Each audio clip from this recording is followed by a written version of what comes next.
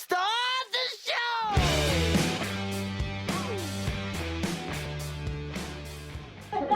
This is Shivani Nadarajah.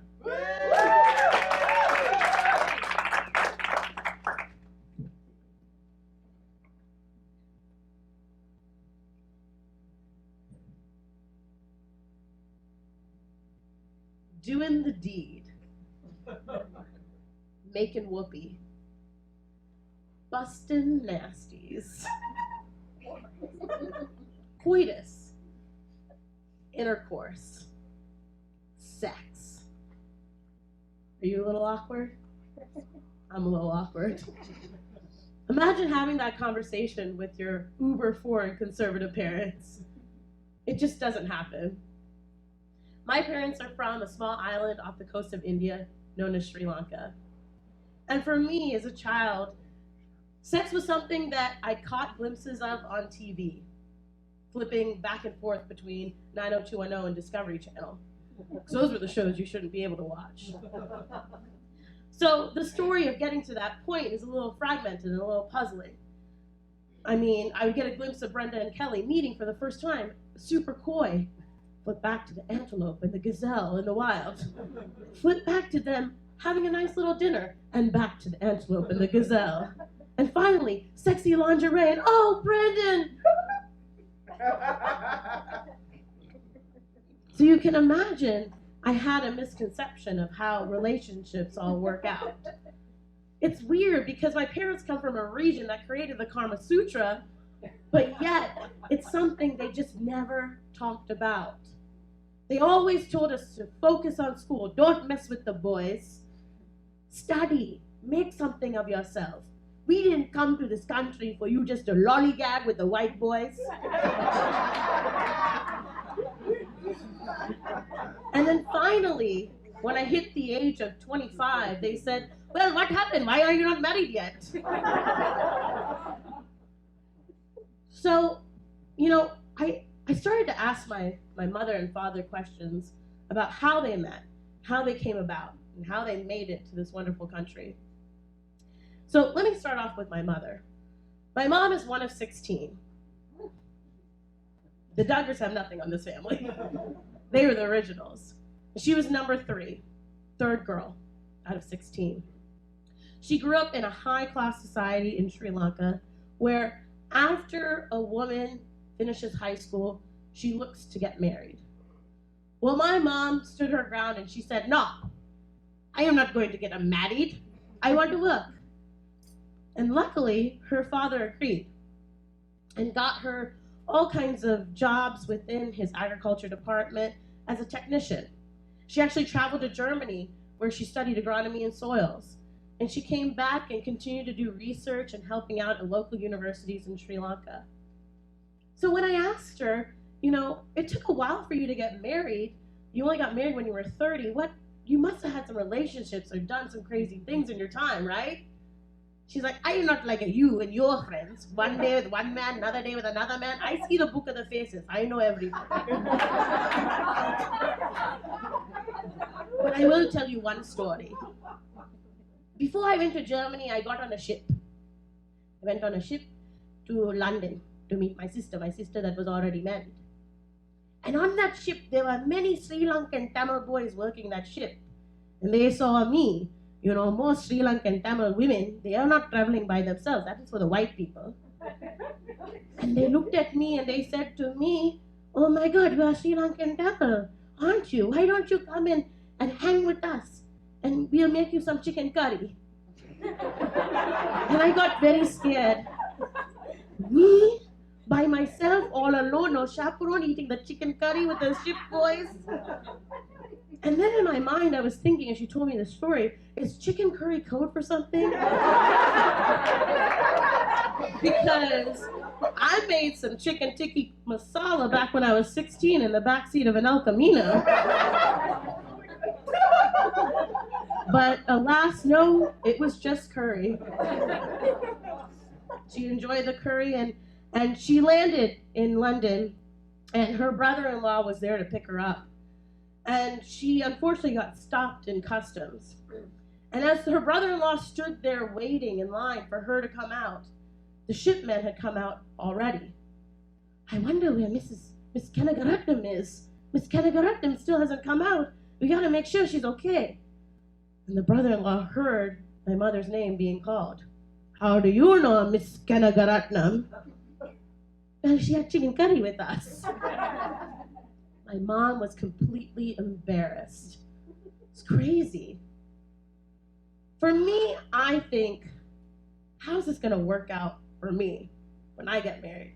I mean, let's be honest, I've tried all kinds of flavors of chicken curry in my time.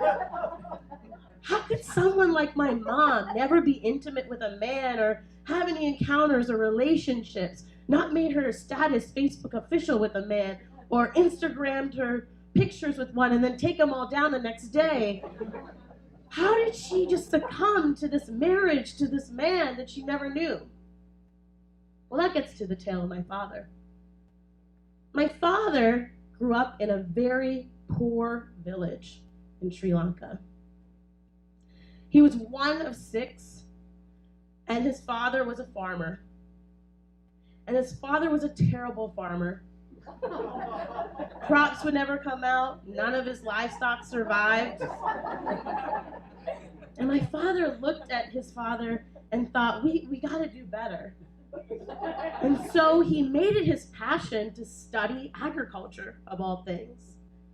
And he studied so hard that he got out of that village, went to boarding school, and then went on to higher education, and then went on to university. And he was the one person out of his village to ever get a bachelor's degree. His hope and passion was to go back and teach these people how to get out of poverty, sustain yourselves, use your resources. And suddenly, one day when he was researching and was a TA in Sri Lanka, in Paradenia, small agriculture university, he was hanging out with his friends. His best friend was married to my mom's best friend.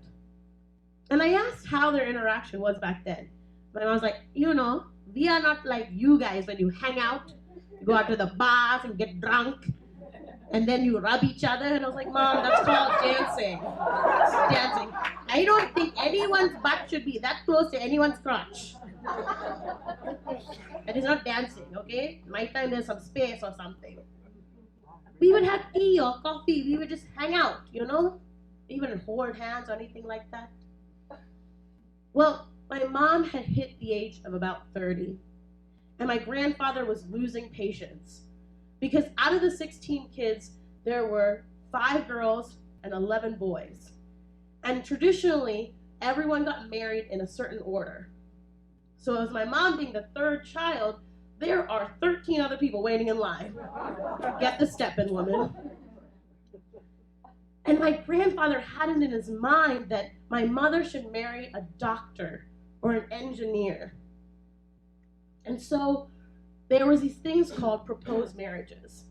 Long before the Match.coms and the eHarmonies and the Tinders, you got a picture and a status. Where your parents were from. What was your name? How old were you?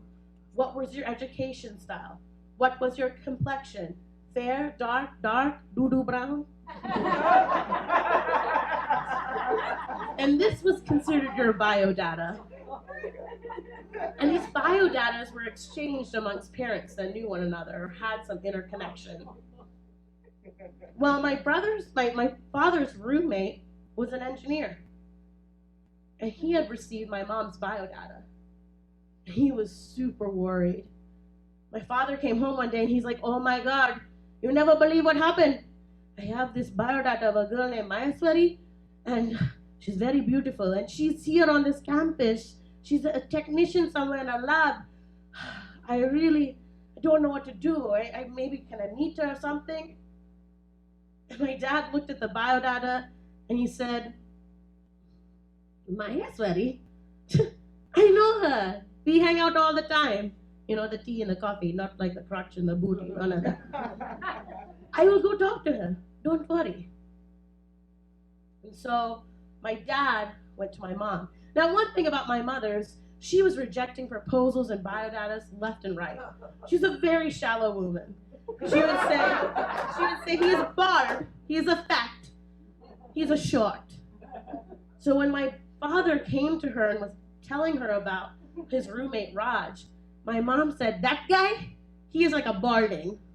I don't like him. So my dad had the terrible job of going back and saying, hey buddy, tried and I missed.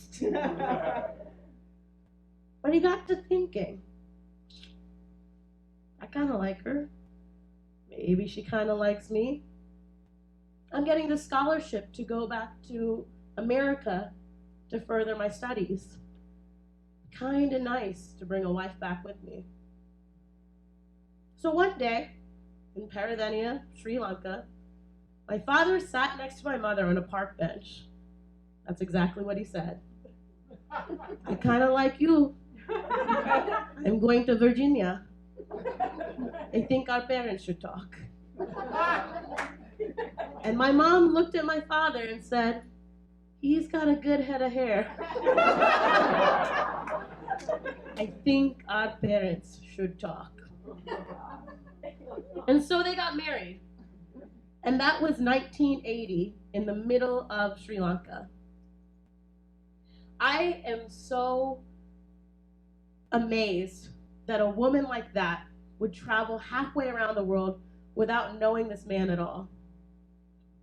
Showed up in Blacksburg, Virginia in the middle of December with an 8-month-old baby, my older brother. Could not get a job anywhere and was barely able to survive on the meager salary my dad got from scholarships, so she ended up working at Hardee's. It's crazy how much we will give up. I can't even succumb to accepting a match on Tinder that's more than 30 miles away. And this woman took a chance on everything. I recently watched the show Master of None with Aziz Ansari, and there's this great quote that's said by his father. Your generation is a generation of luxury, while our generation was a generation of sacrifice. In about a week, I'm going back to Sri Lanka. I haven't been in 25 years. I can't wait to see that park bench where all the sacrifices began. Thank you guys so much. Stepping on the hill.